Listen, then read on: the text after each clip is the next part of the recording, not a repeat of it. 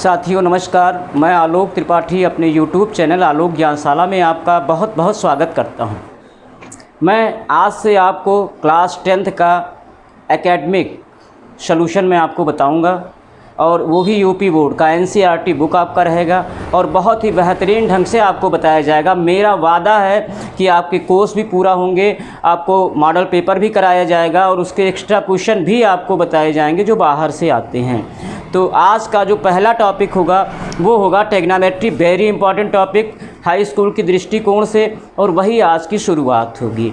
तो देखिए साथियों,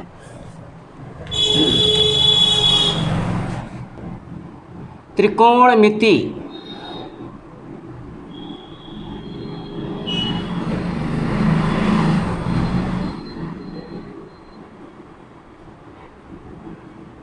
ट्रिग्नोमेट्री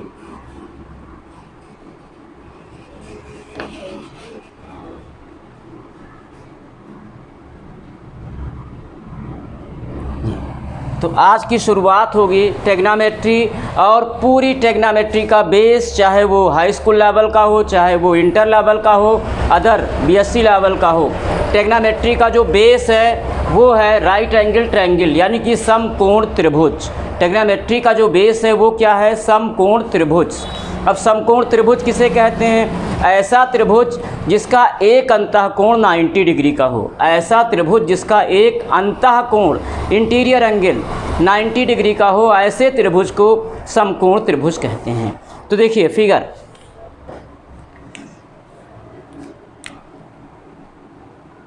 समकोण त्रिभुज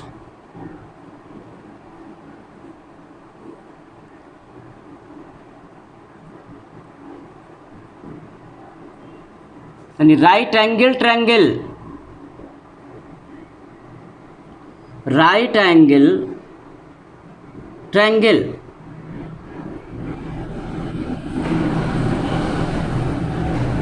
ये है समकोण त्रिभुज। समकोण त्रिभुज किसको कहते हैं? समकोण त्रिभुज ऐसा त्रिभुज जिसका एक अंतःकोण 90 डिग्री का हो, ऐसे त्रिभुज को समकोण त्रिभुज कहते हैं। यहां मैं दिखाता हूं।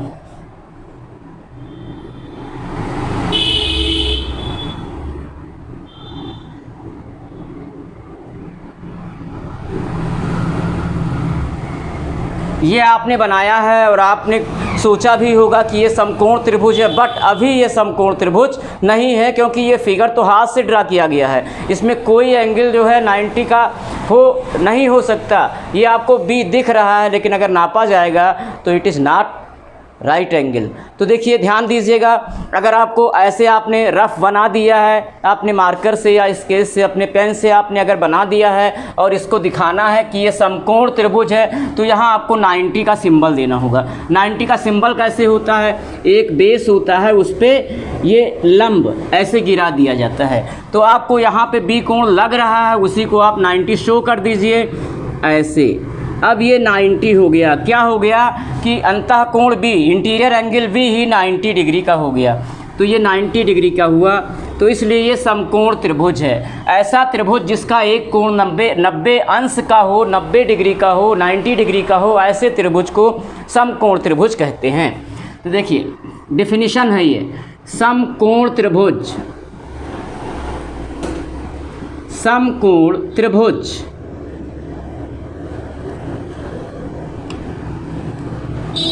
क्या है? ऐसा त्रिभुज, ऐसा त्रिभुज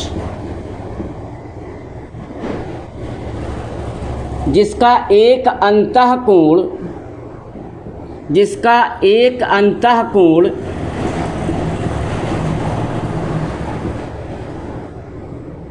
90 अंश का हो, 90 अंश का हो। डिफिनीशन हमारे साथ साथ लिखते रहिएगा, और मैं उम्मीद करता हूं, मैं दावा भी करता हूं कि अगर आप हमारे साथ लगे रहे तो आपको बोर्ड एग्ज़ाम में 70 नंबर में से आपको मैक्सिमम आप कम से कम, आपका मैक्सिमम नहीं, कम से कम आपका 65 होगा। तो देखिए ऐसा त्रिभुज जिसका एक अंतःकोण 90 डिग्री का हो उसे समकोण त्रिभुज कहते हैं।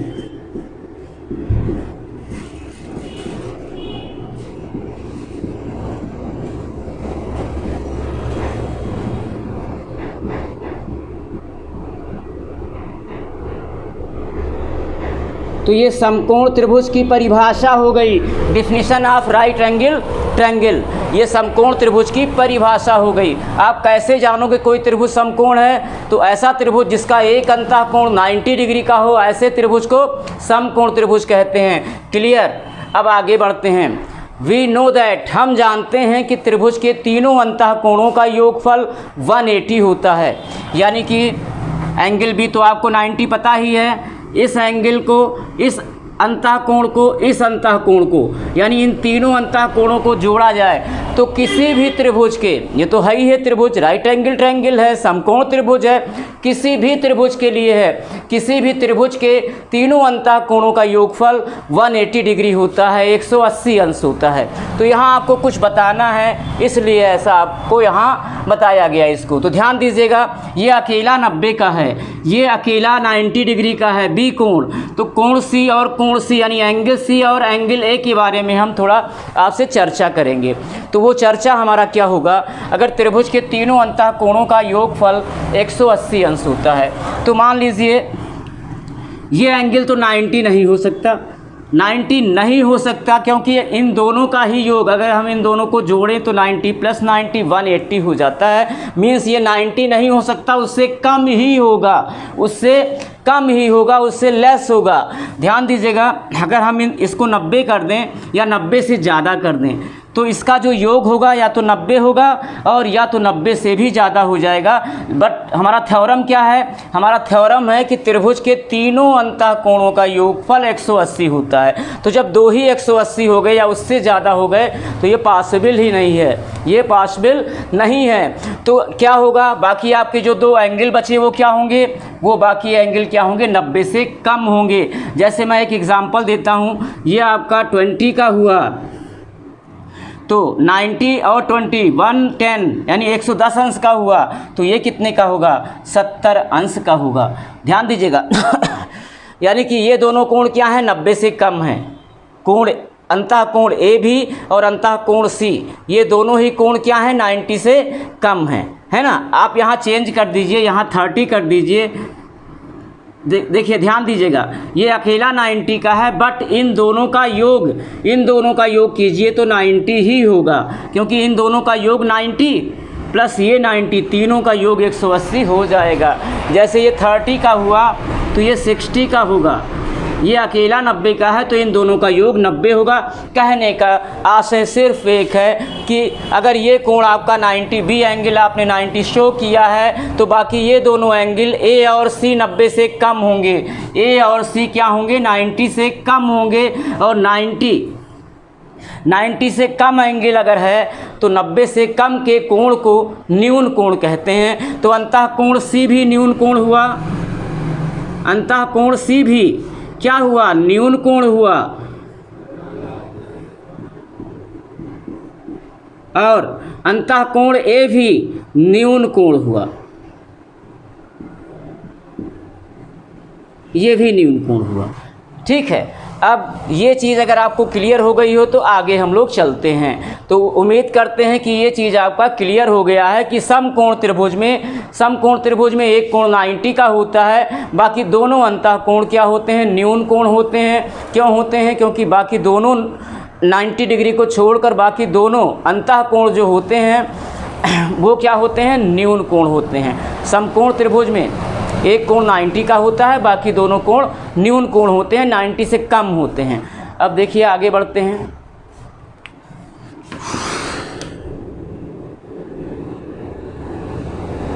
अब हम जानेंगे कर्ण। कर्ण एक नाम आ गया। अब ध्यान दीजिए, कर्ण हमने क्यों यहाँ लिखा?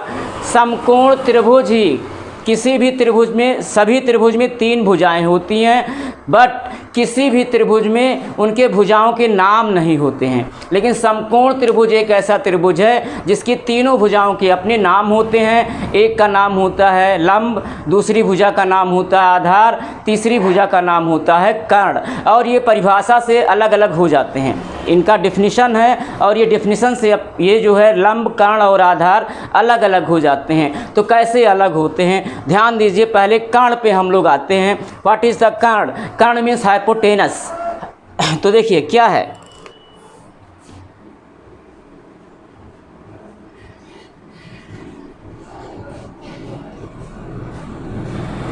ये 90 हो गया, आपको बताया गया। अगर आपने ये सिंबल दे दिया तो ये 90 हो गया, जब तक ये सिंबल नहीं दिया जाएगा 90 डिग्री नहीं होगा। और ऐसे कंडीशन में ये त्रिभुज भी आपका, ये ट्रायंगल भी आपका समकोण त्रिभुज नहीं होगा। अब देखिए ए बी सी, अब सी कोण कितने अंश का है आपने यहाँ शो किया है 90 डिग्री, और 90 डिग्री ही कर्ण को परिभाषित करेगा, 90 डिग्री ही कर्ण को परिभाषित करेगा। ध्यान दीजिएगा, समकोण त्रिभुज में 90 अंश के सामने वाली भुजा को कर्ण कहते हैं। समकोण त्रिभुज में यही डिफिनीशन है, समकोण त्रिभुज में 90 अंश के सामने वाली भुजा को कर्ण कहते हैं। बाकी तो सामान्यतः क्या है, समकोण त्रिभुज की सबसे बड़ी भुजा कर्ण होती है। तो देखिए, समकोण त्रिभुज में 90 अंश के सामने वाली भुजा, 90 अंश के सामने वाली भुजा कर्ण होती है। तो यहाँ पे ए बी आपका क्या हुआ, ए बी आपका कर्ण हो गया, ए बी आपका कर्ण हो गया। ये कर्ण की परिभाषा हो गई। कर्ण की परिभाषा क्या है, कर्ण की परिभाषा है समकोण त्रिभुज में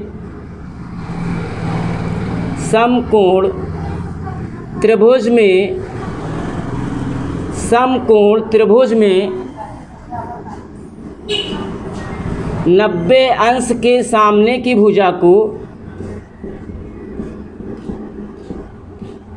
90 अंश के सामने की भुजा को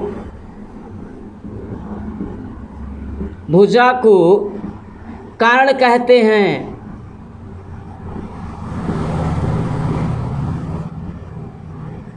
कर्ण आपने जाना, अब आपको क्या जानना है, लंब। अब क्या जानना है, लंब।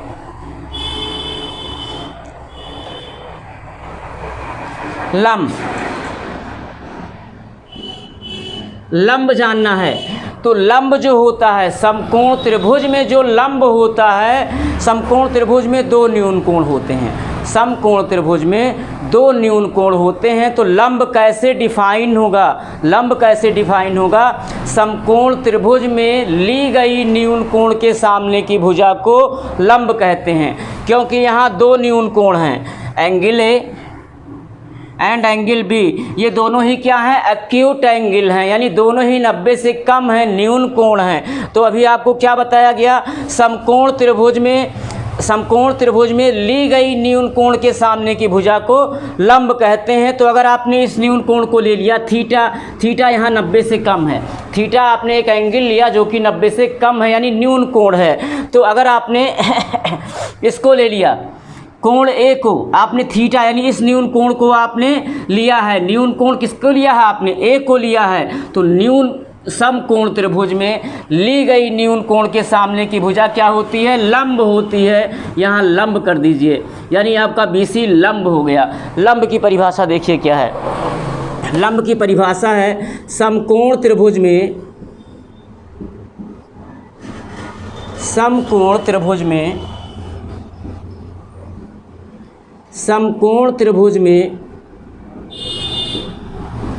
ली गई न्यून कोण के सामने की भुजा को न्यून कोण के सामने की भुजा को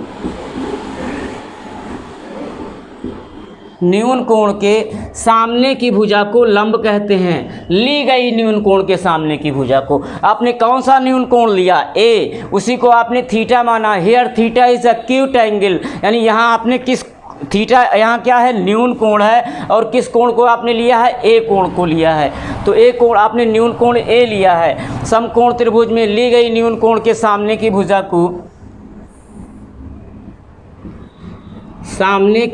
को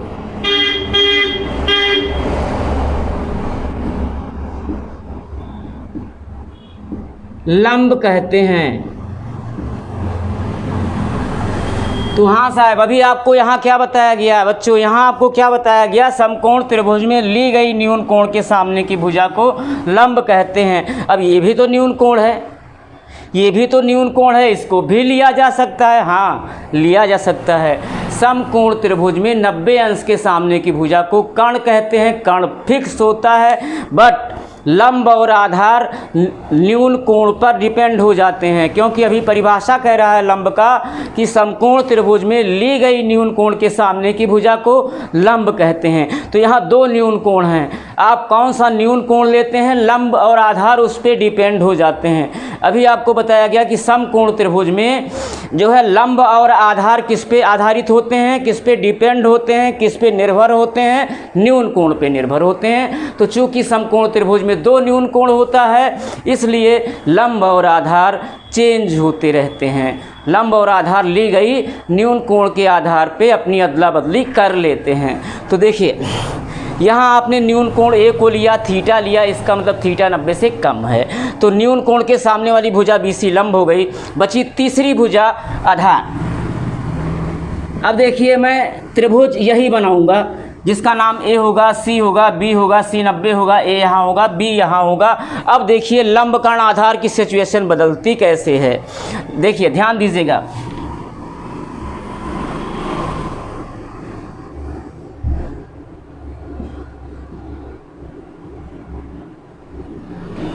नहीं, गलत हो रहा है। A ये है, C और ये B। तो C कोण आपका 90 है। तो समकोण त्रिभुज में 90 अंश के सामने की भुजा कर्ण। अब आपने और बाकी दोनों कोण न्यून कोण हैं, यानी कि अंतः कोण A भी न्यून कोण है, अंतः कोण B भी न्यून कोण है। इस बार हम अंतः कोण B को लेते हैं और इसको थीटा कर देते हैं। तो थीटा यहाँ न्यून कोण है, यानी 90 से कम है थीटा हमारा। अब देखिए हमने B वाले कोण को लिया है, किस कोण को लिया है, B वाले कोण को लिया है। और लंब क्या कहता है, लंब कैसे कहता है कि मैं लंब हूँ, अपने परिभाषा से कैसे कहता है, समकोण त्रिभुज में ली गई न्यून कोण के सामने की भुजा लंब कहलाती है। तो समकोण त्रिभुज में आपने कौन सा न्यून कोण लिया है, B को लिया है, यानी थीटा को लिया है। तो थीटा के सामने वाली भुजा AC क्या हो जाएगी, लंब हो जाएगी, और तीसरी भुजा आधार हो जाएगी। तो स्टूडेंट्स इसका स्क्रीनशॉट लीजिए और इसका फेयर ज़रूर बनाते चलिएगा। आपको बड़े अच्छे क्वेश्चंस के समावेश मिलेंगे। लास्ट बोर्ड तक आते आते मेरा दावा है आपकी तैयारी इतनी बेहतरीन हो जाएगी कि आप स्वयं से आपको ये लगेगा कि क्वेश्चन पेपर तो बहुत आसान आएगा। तो इसका पहले स्क्रीनशॉट ले लीजिए।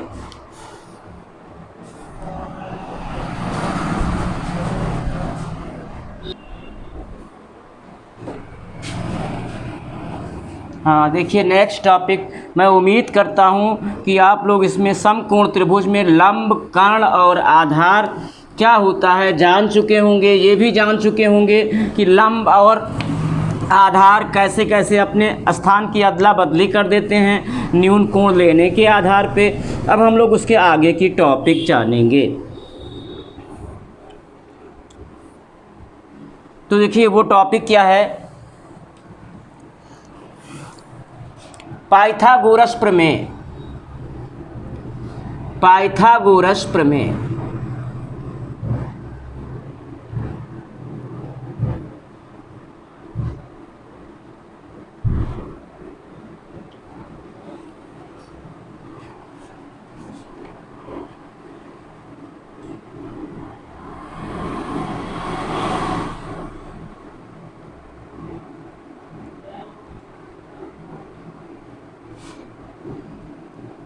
तो पाइथागोरस थ्योरम ये है। पाइथागोरस प्रमेय दरअसल क्या होता है, पाइथागोरस प्रमेय क्या होता है, पाइथागोरस का अपना प्रमेय क्या था। सबसे पहले तो सिंपली ये जानिए, पाइथागोरस प्रमेय हर ट्रायंगल में अप्लाई नहीं होता। पाइथागोरस प्रमेय समकोण त्रिभुज में ही आप अप्लाई कर सकते हो। पाइथागोरस के प्रमेय को आप केवल और केवल समकोण त्रिभुज में ही अप्लाई कर सकते हो। तो चूंकि अभी आपने समकोण त्रिभुज को जाना, समझा, उसके लंब को समझा, लंब क्या होता है, आधार क्या होता है, कर्ण क्या होता है, कर्ण और लंब का डिफाइन भी किया गया, कर्ण और लंब आपको पता हो गया, तो तीसरा साइड खुद ब खुद आधार हो गया। अब आइए हम लोग यहाँ पाइथागोरस थ्योरम से हम करते क्या हैं, भुजा को निकालते हैं। हाई स्कूल लेवल में पाइथागोरस की प्रमेय से हम क्या करते हैं, किसी भी त्रिभुज में 3 भुजा होती है, 2 भुजा आपको दी होगी और तीसरी भुजा ज्ञात करने के लिए हम पाइथागोरस थ्योरम की मदद लेते हैं। तो पाइथागोरस थ्योरम है क्या, ध्यान दीजिए। पाइथागोरस थ्योरम केवल और केवल समकोण त्रिभुज में ही अप्लाई होता है। तो देखिए कैसे होता है।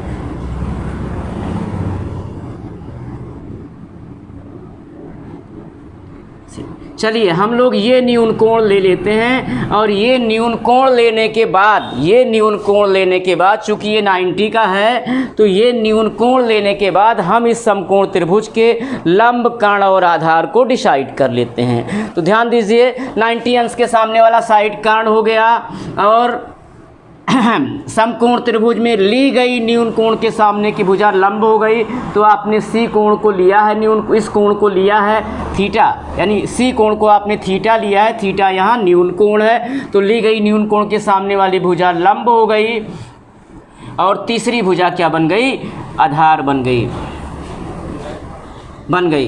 तो देखिए समकोण त्रिभुज ABC में, समकोण त्रिभुज ABC में पाइथागोरस प्रमेय से,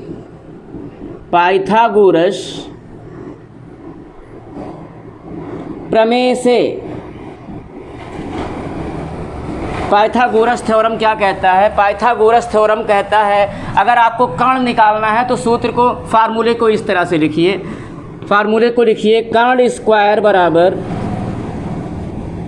कर्ण स्क्वायर इज इक्वल टू लंब स्क्वायर प्लस आधार स्क्वायर।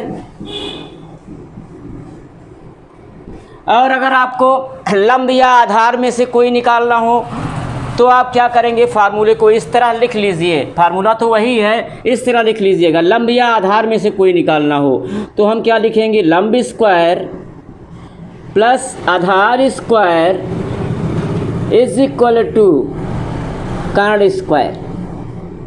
ये हो गया। तो आप इसका स्क्रीनशॉट ले लीजिए।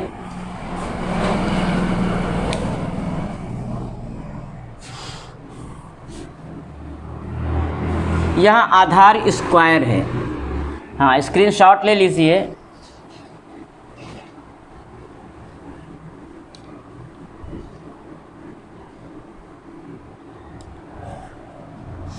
अब देखिए फिर एक राइट एंगल ट्रायंगल, यानी एक समकोण त्रिभुज। फिर ध्यान से देखिए,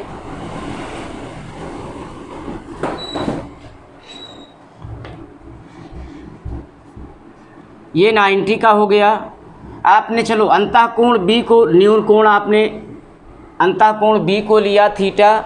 अब यहाँ लंब, कर्ण, आधार आप डिसाइड कर लीजिए। 90 अंश के सामने वाला साइड BC कर्ण हुआ, और ली गई न्यून कोण थीटा के सामने वाली भुजा AC लंब हुआ, और तीसरी भुजा आपकी आधार हो गई।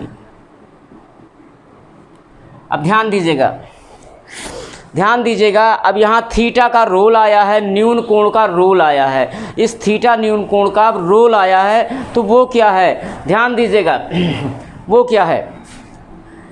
समकोण त्रिभुज में 3 भुजा, सभी त्रिभुज में 3 भुजा, समकोण त्रिभुज में भी 3 भुजा। कोई स्पेशल नहीं है, स्पेशल इसलिए है परिभाषा से।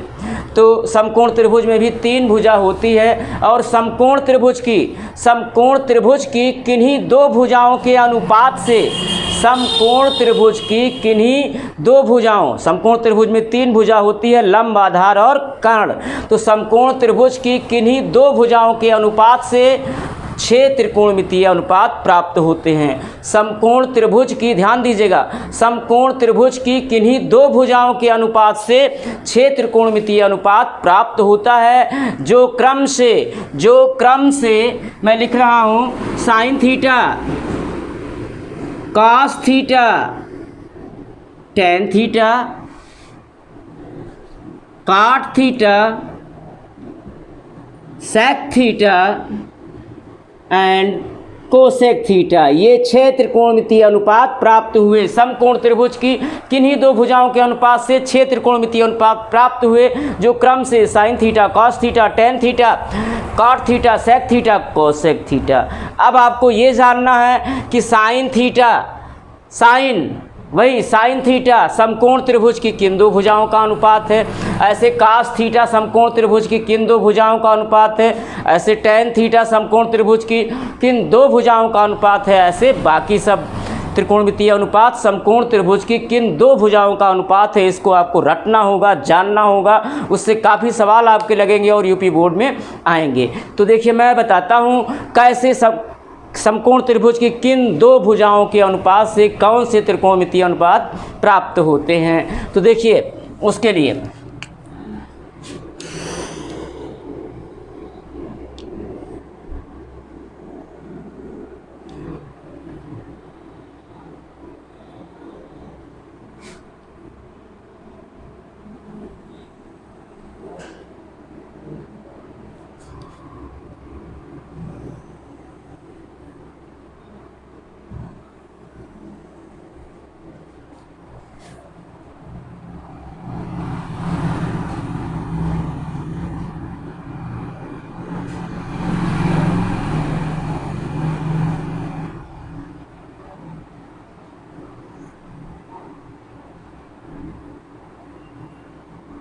हाँ बच्चों ध्यान दीजिएगा, अब ये जो क्रम से हमने लिखा है इसी क्रम में ही आपको लिखना है। साइन थीटा ये बॉक्सों में, ऊपर वाले बॉक्स में, यहाँ लास्ट नीचे वाले बॉक्स में क्या लिखना है, साइन थीटा क्रम से कॉस थीटा, ये थीटा है, थीटा यहाँ न्यून कोण है, थीटा यहाँ न्यून कोण है और इसके आधार पे लंब मिला है आपको, आधार मिला है आपको। हाँ sign theta cos theta tan theta, फिर नीचे वाले बॉक्स में क्रम से ही लिखना है कॉट थीटा सेक थीटा और कोसेक थीटा। यानी आपने जो ये लिखा है sine cos tan cot sec cosec, किस क्रम में लिखा है आपने, कैसे लिखा है, किस डायरेक्शन में लिखा है, इन बॉक्सों में, ऊपर के बॉक्सों में और लास्ट नीचे के बॉक्सों में किस क्रम में लिखा है आपने, एंटी नहीं क्लॉकवाइज लिखा है, घड़ी की दिशा में, जिस दिशा में घड़ी रोटेट होती है। अब देखिए अब यहाँ इन खानों में आपको क्या भरना है, एक आपको और बनाना पड़ेगा। ये टेबल आपका तैयार हुआ, यहाँ लिखना है ला आ ला का आ। तो स्टूडेंट्स ला का मतलब लंब हुआ, आ का मतलब आधार हुआ, का मतलब कर्ण हुआ। अब आप जान चुके होंगे साइन थीटा क्या है, लंब बटे कर्ण, कॉस थीटा क्या है, आधार बटे कर्ण, टेन थीटा क्या है, लंब बटे आधार, काट उसका रिवर्स है, कॉट थीटा क्या है, आधार बटे लंब, सेक थीटा क्या है, आधार बटे कर्ण, और कोसेक थीटा क्या है, कर्ण बटे लंब। तो आइए इसको लिखते हैं, इसको याद कर लीजिएगा, जुबान पे रख लीजिएगा, जैसे आपको टेबल याद है 8 9 72, 9 9 81, टीचर पूछता है 12 9, आप बताते हैं 108। सेम उसी तरह आप इसको याद कर लीजिए कि साइन थीटा किन दो भुजाओं का अनुपात है, कास थीटा किन दो भुजाओं का अनुपात है, ऐसे ही सेक थीटा किन दो भुजाओं का अनुपात है और कोसेक थीटा। तो देखिए sine theta is equal to sine theta क्या है, ला बटे का, यानी लंब बटे कर्ण।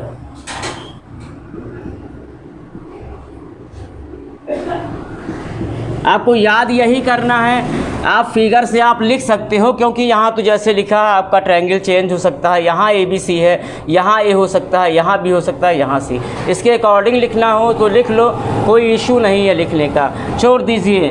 और कास थीटा क्या होगा, कास थीटा होगा आधार बटे कर्ण, टेबल से आधार बटे कर्ण, आधार बटे कर्ण। और उसके बाद क्या होगा आपका टेन थीटा क्या होगा, टेन थीटा ला बटे आ, यानी लंब बटे आधार,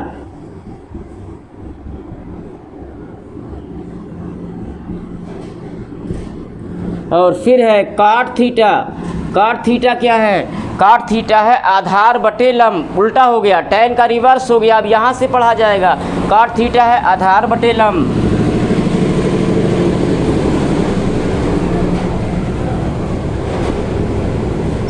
आधार बटे लंब।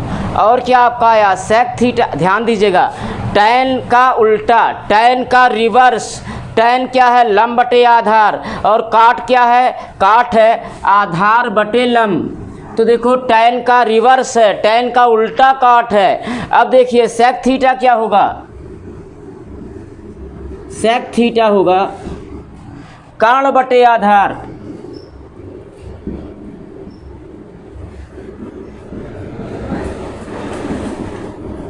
अब देखिए कास थीटा क्या है, आधार बटे कर्ण, और सेक थीटा क्या है, कर्ण बटे आधार। यानी कास का रिवर्स क्या है, सेक है। कास का रिवर्स क्या है, सेक है। अब आगे बढ़ते हैं, आगे बढ़ते हैं। देखिए अब क्या होगा, कोसेक थीटा। हाँ यहाँ क्या है, कोसेक थीटा कर्ण अपान लंब, यानी ये हुआ कर्ण बटे लंब।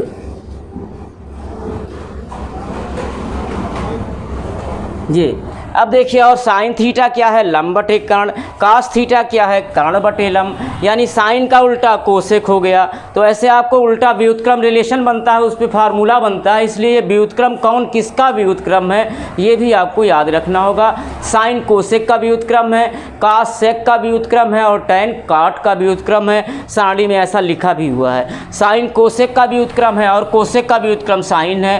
कास सेक का व्युत्क्रम है, सेक का व्युत्क्रम कास है। टैन काट का व्युत्क्रम है और काट का व्युत्क्रम टैन है। तो इसका स्क्रीनशॉट लीजिए।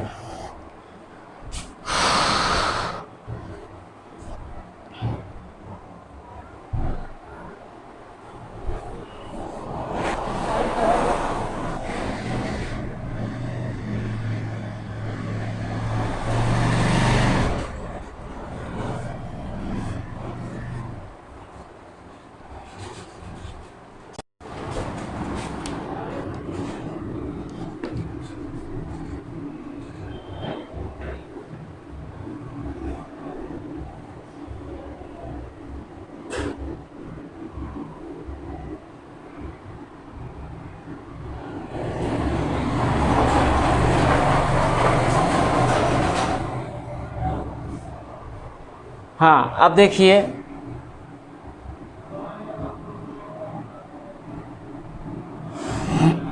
अब आप फार्मूला लिखिए। सबसे पहले व्युत्क्रम संबंध लिखिए, अभी आपने जाना भी व्युत्क्रम संबंध, ये फार्मूला बनेगा। कौन सा रिलेशन है, व्युत्क्रम संबंध।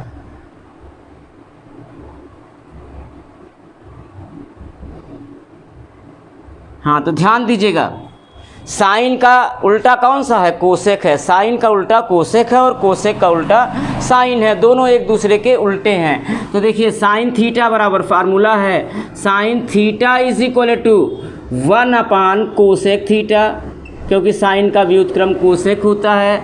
ऐसे second formula cos theta is equal to, cos का व्युत्क्रम क्या है, सेक है, तो cos theta is equal to 1 upon sec theta. और तीसरा tan theta is equal to, tan किसका व्युत्क्रम है, काट का है, तो टैन थीटा इक्वल क्या होगा, 1 अपान काट थीटा। ऐसे चौथा काट किसका व्युत्क्रम है, काट, टैन का व्युत्क्रम है। यहाँ सारणी में दिख रहा होगा कि काट किसका व्युत्क्रम है, टैन का, तो काट थीटा क्या हो जाएगा, 1 अपान टैन थीटा। और सेक, सेक थीटा, सेक किसका व्युत्क्रम है, सेक कास का व्युत्क्रम है, तो 1 अपान कास थीटा। और छठवां कोसेक किसका व्युत्क्रम है, कोसेक थीटा बराबर होगा, कोसेक किसका व्युत्क्रम है, साइन का, तो cosec theta is equal to हो जाएगा 1 अपान साइन थीटा। अब दो फार्मूला आप अलग से लिख लीजिए, दो फार्मूला वो क्या, tan theta is equal to, tan theta is equal to sine theta upon cos theta, और काट थीटा, काट टैन का व्युत्क्रम तो होता है, तो काट थीटा इसका रिवर्स होगा, टैन थीटा होता है sine theta upon cos theta, cot theta हो जाएगा cos theta upon sine theta. तो बच्चों आज के लिए इतना ही। उम्मीद करता हूँ आपको ये वीडियो पसंद आया होगा। अगर आपको ये वीडियो पसंद आया है तो इसको लाइक कीजिए और सब्सक्राइब ज़रूर कीजिए। मैं दावा करता हूँ कि आपको बहुत ही अच्छा पढ़ाऊँगा और बहुत ही अच्छा रिस्पांस आपको बोर्ड में मिलेगा। आपको सारी चीज़ें समझ में आएंगी। अगर कोई चीज़ ना समझ में आती हो तो कमेंट बॉक्स में ज़रूर लिखिएगा, उसका निवारण होगा। धन्यवाद। जय हिंद।